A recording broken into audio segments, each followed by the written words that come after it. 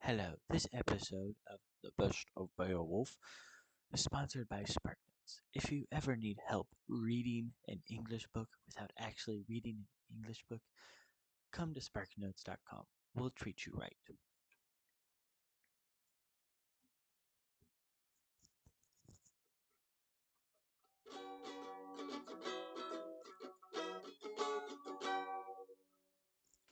Welcome, everyone, to The Best of Beowulf. For this episode, we'll be ranking Beowulf's gifts.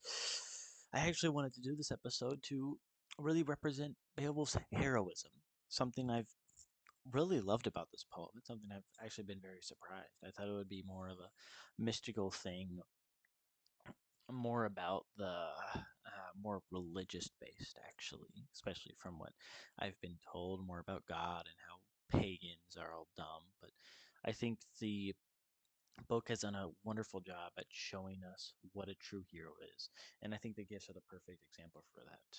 While they may be counterintuitive, showing the spoils of being a hero, I think they're the perfect representation, actually. Now, my favorite gift out of this uh, get out of these gifts of six is actually one by Unfurs. I'll read you the line here.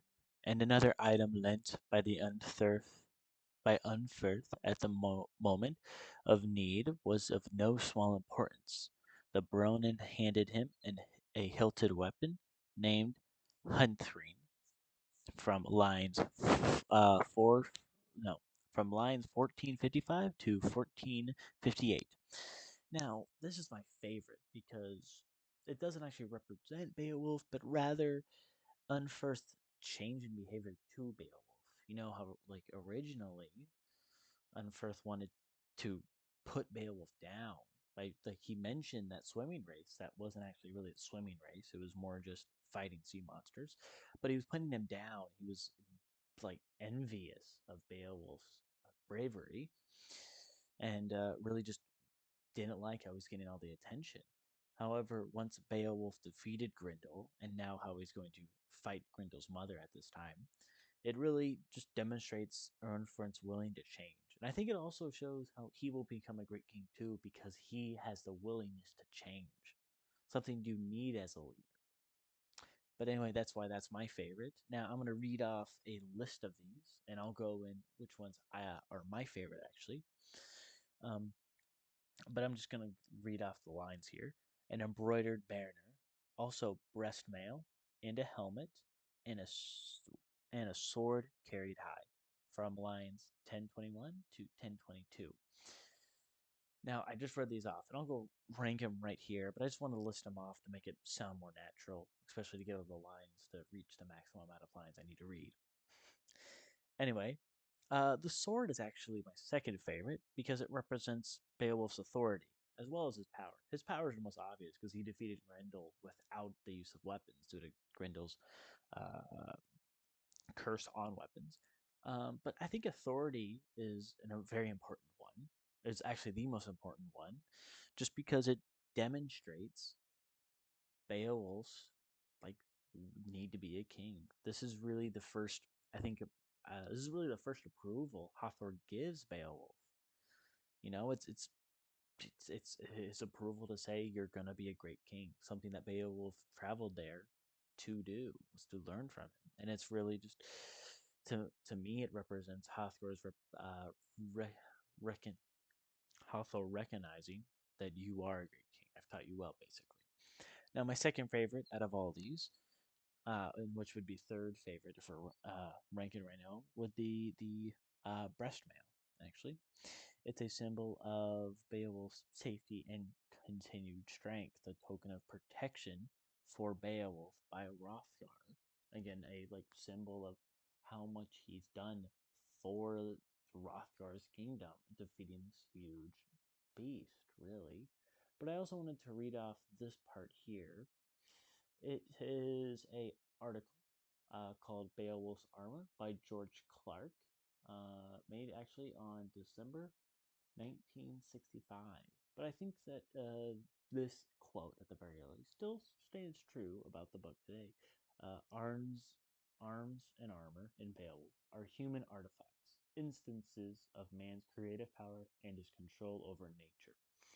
Now, this is important because, quite literally, Grendel represents the natural disasters that plague human civilization, at the very least, the start of it.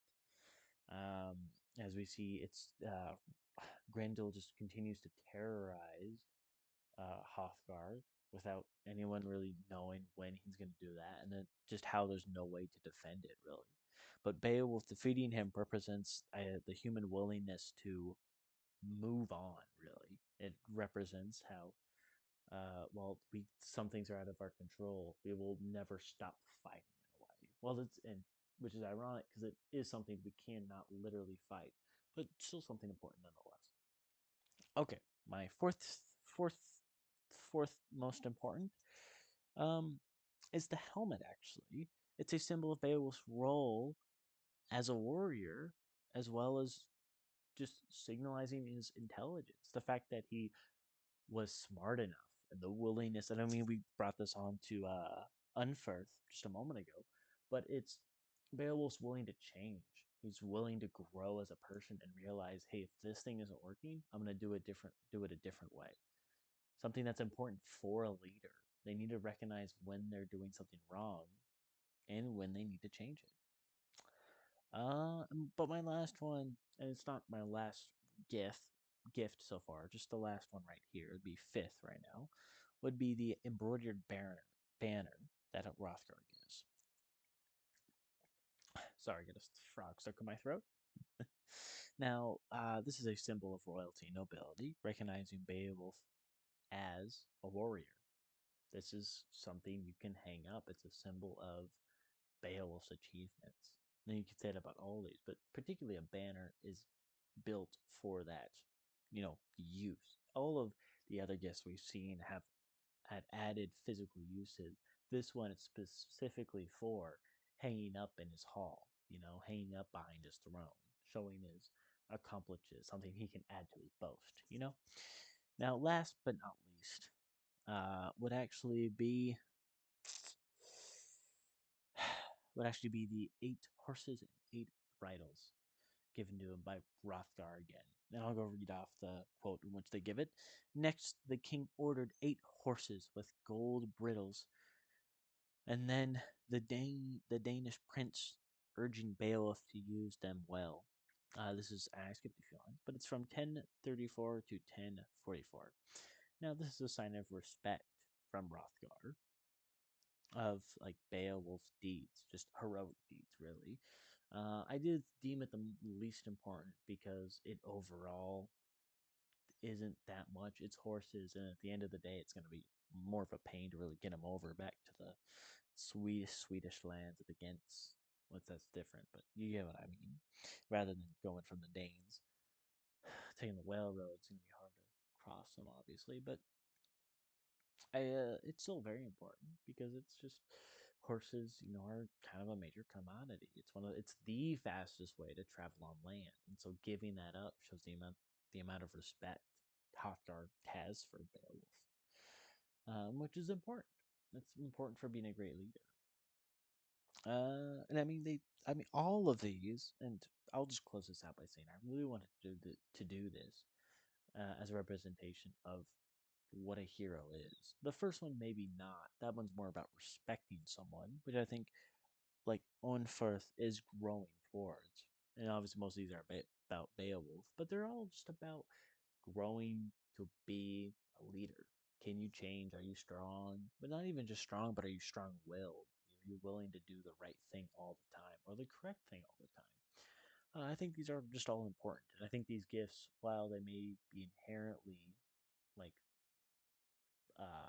opposite to that, while showing the spoils of being a hero, it represents what being a hero is and what being a hero does. But thank you guys for listening to this 10-minute podcast on the ranking of gifts.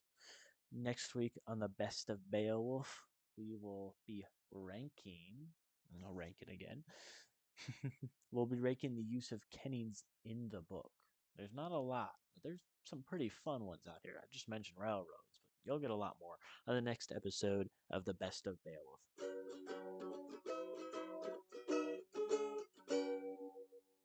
Sponsored by Spark